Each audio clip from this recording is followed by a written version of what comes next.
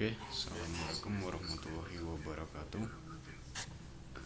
Kembali bersama gue, Citra. Sini gue akan mempresentasikan analisis valuasi saham PNLF 2021 sampai 2023.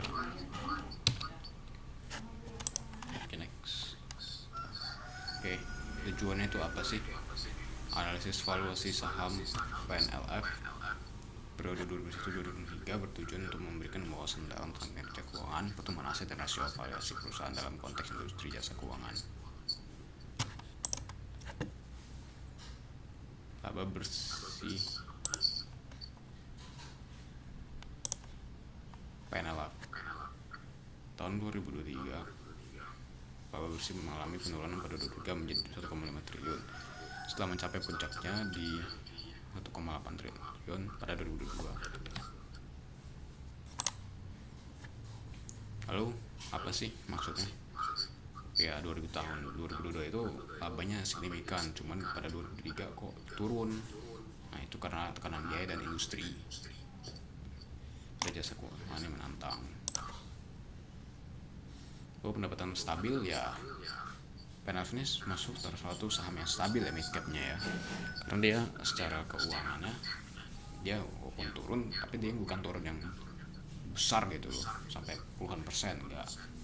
Nah, pada selama periode 2021-2023 contohnya berkisar antara sampai 2,7 triliun hingga 2,8 triliun, meskipun tidak ada pertumbuhan signifikan, tapi kinerjanya konsisten dan rapi. Oke. Nah, total aset PNLF pada 2003 itu 234 triliun. Lonjakan ini menunjukkan strategi ekspansi yang agresif dan potensi pertumbuhan yang kuat dalam industri jasa keuangan.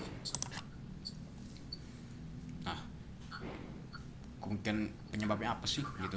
Ya, akuisisi, ekspansi, rekonsolidasi. Hal ini mencerminkan potensi efisiensi dalam penggunaan aset. Nah, yang dua itu kan ada itu. Nah, itu mungkin juga bisa jadi mengapa mereka tuh melonjakkan besar aset di PNLF.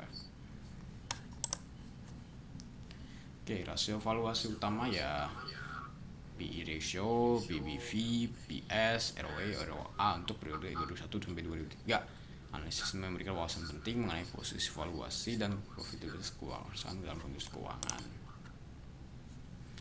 Nah, kecenderungannya ya PBV-nya masih rendah, bahkan di sekarang aja dia 0,9 PBV-nya atau 0,7 gitu. Masih di bawah 1 lah. Dan itu bagus banget. Apalagi kinerjanya kita tahu PNLF ini cakep dan konsisten, stabil gitu loh. Nah, pada tahun 2003 ada kasus nih, rasio ROE dan ROA PNLF. Hal ini mencerminkan tantangan dalam kinerja keuangan perusahaan yang mungkin mempengaruhi persepsi pasar dan menarik perhatian investor untuk lebih menilai stabilitas laba jangka panjang. Perbandingan valuasi PNLF rata-rata dengan peer industri, PNLF menunjukkan rasio PI jauh lebih rendah, 5,7 kali dibandingkan PI ratio 32,6,6 kali, menunjukkan potensi yang sangat menarik untuk investor mencari peluang value investing. Emang sih mereka PI-nya kecil karena ekspansi, mungkin mereka tuh lebih stabilisasi dan konservatif, tapi IPS-nya bagus loh. Nah, ini bahkan orang menarik kan karena value-nya bagus, PI-nya rendah, IPS-nya tinggi, itu cakep banget. Tapi mereka secara narasi dan ekspansinya kurang, lebih konsisten dan stabil lah gitu, lebih konservatif, main defensif. Nah, ini risikonya. Pertama, ketidakpastian regulasi. Kedua, volatilitas pasar, persaingan ketat, perubahan preferensi konsumen. Faktor eksternal, kenaikan biaya operasional, fluktuasi bunga, kondisi ekonomi global, melakukan inflasi pada daya beli.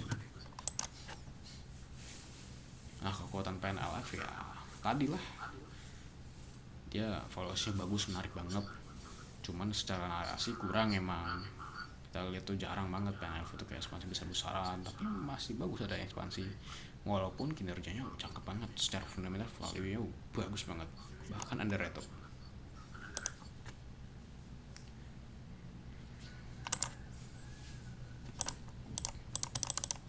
Oke, cukup sekian. Terima kasih telah menyimak.